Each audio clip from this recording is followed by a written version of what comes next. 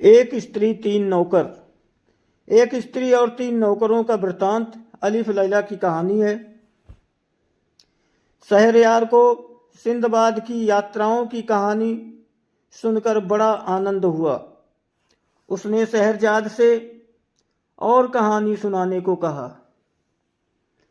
शहरजाद ने कहा कि खलीफा हारून रशीद का नियम था कि वो समय समय पर वेश बदलकर बगदाद की सड़कों पर प्रजा का हाल जानने के लिए घूमा करता था। एक रोज उसने अपने मंत्री जाफर से कहा कि आज रात मैं वेश बदलकर घूमूंगा। अगर देखूंगा कि कोई पहरे वाला अपने कार्य को छोड़कर सो रहा है तो उसे नौकरी से निकाल दूंगा और मुस्तैद आदमियों को पारितोषिक दूंगा। मंत्री नियत समय पर जासूसों के सरदार मसरूर के साथ खलीफा के पास आया और वे तीनों साधारण नागरिकों के वेश में बगदाद में निकल पड़े। एक तंग गली में पहुंचे तो चंद्रमा के शुभ्र प्रकाश में उन्हें दिखाई दिया कि एक लंबे कद और सफ़ेद दाढ़ी वाला आदमी सिर पर जाल और कंधे पर नारियल के पत्तों का बना टोकरा लिए चला आता है। खलीफा ने कहा कि ये बड़ा गरीब मालूम होता है, इससे इसका हाल पूछो। तदनुसार मंत्री ने उससे पूछा कि तू कौन है और कहाँ जा रहा है। उसने कहा, मैं अभागा एक निर्धन मछुआरा हूँ। आज दोपहर को मछली पकड़ने गया था, किंतु शाम तक मेरे हाथ एक भी मछली नहीं लगी। मैं अब खाली हाथ घर जा रहा हूँ। घर पर मेरी पत्नी और कई बच्चे हैं। मैं चक्कर में हूँ कि उन्हें आज खाने को क्या दूंगा। खलीफा को उस पर दया आई। उसने कहा, तू एक बार फिर नदी पर चल और जाल डाल।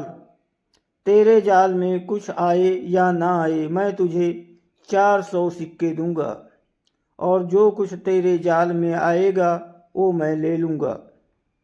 मछुआरा तुरंत इसके लिए तैयार हो गया। उसने सोचा कि मेरा तो सौभाग्य ही है कि ऐसे भले आदमी मिले।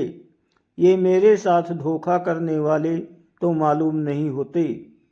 नदी पर जाकर उसने जाल फेंका और थोड़ी देर में उसे खींचा तो उसमें एक भारी संदूक फंसा हुआ आ गया। खलीफा ने मंत्री से मछुआरे को 400 सिक्के दिलाए और विदा कर दिया। खलीफा को बड़ा कौतूहल था कि संदूक में क्या है। मसरूर और जाफर ने उसके आदेशानुसार संदूक खलीफा के महल में रख दिया। उसे खोलकर देखा तो उसमें कोई चीज़ नारियल की चटाई में लाल डोरे से सिली हुई थी। खलीफा की उत्सुकता और बढ़ी। उसने छुरी से सीवन काट डाली और देखा कि एक सुंदर स्त्री का शव टुकड़े टुकड़े करके चटाई के अंदर सी दिया गया था। खलीफा ये देखकर अत्यंत क्रुद्ध हुआ। उसने मंत्री से कहा, क्या यही तुम्हारा प्रबंध है? मेरे राज्य में ऐसा अन्याय हो कि किसी बेचारी स्त्री को काट कर संदूक में बंद करके नदी में डाले, ये मैं सहन नहीं कर सकता। या तो तुम इसके हत्यारे का पता लगाओ या फिर तुम्हें और तुम्हारे 40 कुटुंबियों को फांसी पर चढ़ा दूंगा। मंत्री कांप गया और उसने कहा, सरकार, मुझे कुछ समय तो दिया जाए कि मैं हत्यारे का पता लगाऊं। खलीफा ने कहा कि तुम्हें 3 दिन का समय दिया जाता है। मंत्री जाफर अत्यंत शोकाकुल हो कर अपने भवन में आया और सोचने लगा कि 3 दिन में हत्यारे का पता कैसे लग सकता है।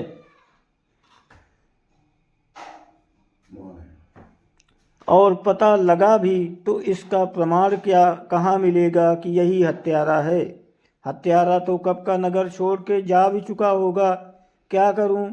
किसी आदमी पर जो ही कारागार में है इस हत्या का अभियोग लगा दूं, किंतु ये बड़ा अन्याय होगा, बल्कि मेरा अपराध होगा कि मैं जानबूझकर किसी निरपराध को दंड दिलवाऊं।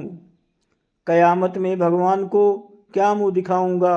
मंत्री ने सारे सिपाहियों हवलदारों को आज्ञा दी कि स्त्री के हत्यारे की 3 दिन में खोज करो, वरना मैं मारा जाऊंगा और मेरे साथ मेरे कुटुंब के 40 व्यक्ति भी फांसी पर चढ़ जाएंगे।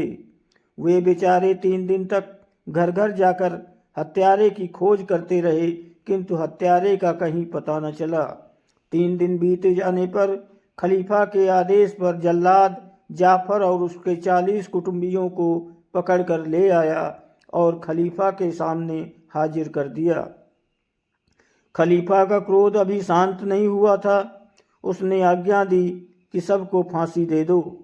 जल्लाद के निर्देशन में फांसी की 41 टिकटियां खड़ी कर दी गईं। नगर में मुनादी करवाई गई कि खलीफा के आदेश से मंत्री जाफर और उसके 40 कुटुंबियों को फांसी दी जाएगी। जो आकर देखना चाहता है देख ले। सारे नगर में ये मालूम हो गया कि किस अपराध पर मंत्री और उसके कुटुंबी फांसी पर चढ़ाए जा रहे हैं। कुछ समय के बाद मंत्री और उसके 40 कुटुंबियों को टिकटियों पर के नीचे लाया गया और उनकी गर्दन में रस्सी के फंदे डाल दिए गए। वहाँ पर बड़ी भारी भीड़ जमा हो गई। बगदाद के निवासी मंत्री को उसके शील और न्यायप्रियता के कारण बहुत चाहते थे। उन्हें उसकी मृत्यु पर बहुत शोक हो रहा था। सैकड़ों लोग उसकी गर्दन में फंदा पड़ा देखकर रोने लगे। इस पर भी खलीफा का इतना रोब था कि किसी का साहस मंत्री के मृत्यु दंड का विरोध करने का नहीं पड़ रहा था। जब जल्लाद और उसके अधीनस्थ लोग फांसियों की रस्सियां खींचने को तैयार हुए तो भीड़ में से एक अत्यंत रूपवान युवक बाहर आया और बोला, मंत्री और उसके परिवार वालों को छोड़ दिया जाए। स्त्री का हत्यारा मैं हूँ, मुझे पकड़ लिया जाए। मंत्री को अपनी प्राण रक्षा की खुशी भी थी, किंतु युवक की तरुणाई देखकर उसकी भावी मृत्यु से दुख भी था। एक लंबे चौड़े डीलडौल वाला बूढ़ा अकड़ कर बोला, ये जवान झूठ बोलता है। इसने स्त्री को नहीं मारा, उसे मैंने मारा है, मुझे दंड दो। फिर उस बूढ़े ने जवान आदमी से कहा कि बेटे, तू क्यों इस हत्या की जिम्मेदारी ले रहा है? मैं तो बहुत दिन संसार में रह लिया हूँ, मुझे फांसी चढ़ने दे। लेकिन जवान आदमी पर अपनी बात पर डटा रहा कि ये बुजुर्गवार झूठी बातें कह रहा है। उस स्त्री को मैंने ही मारा है। खलीफा के सेवकों ने उससे जाकर कहा कि अजीब स्थिति है, एक बूढ़ा और एक जवान दोनों अपनी अपनी जगह पर कह रहे हैं कि मैंने स्त्री को मारा है।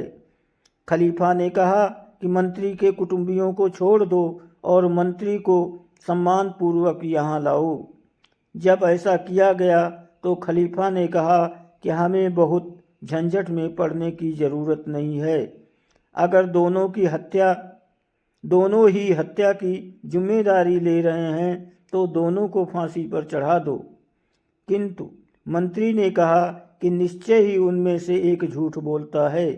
बगैर खोजबीन किए किसी निरपराध को मृत्युदंड देना ठीक नहीं है। अतएव उन दोनों को भी खलीफा के सामने लाया गया। जवान ने भगवान की सौगंध खाकर कहा कि मैंने 4 दिन हुए उस स्त्री का वध किया था और उसकी लाश टुकड़े टुकड़े करके संदूक में बंद करके नदी में डाल दी थी। अगर मैं झूठ कहता हूँ तो कयामत के दिन मुझे अपमानित होना पड़े और बाद में सदा के लिए नरक की अग्नि में जलूं। इस बार बूढ़ा कुछ न बोला।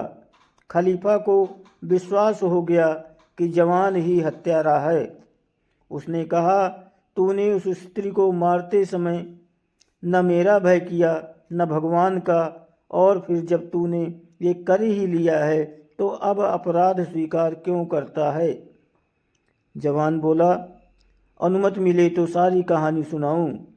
ये भी चाहता हूँ कि ये कहानी लिखी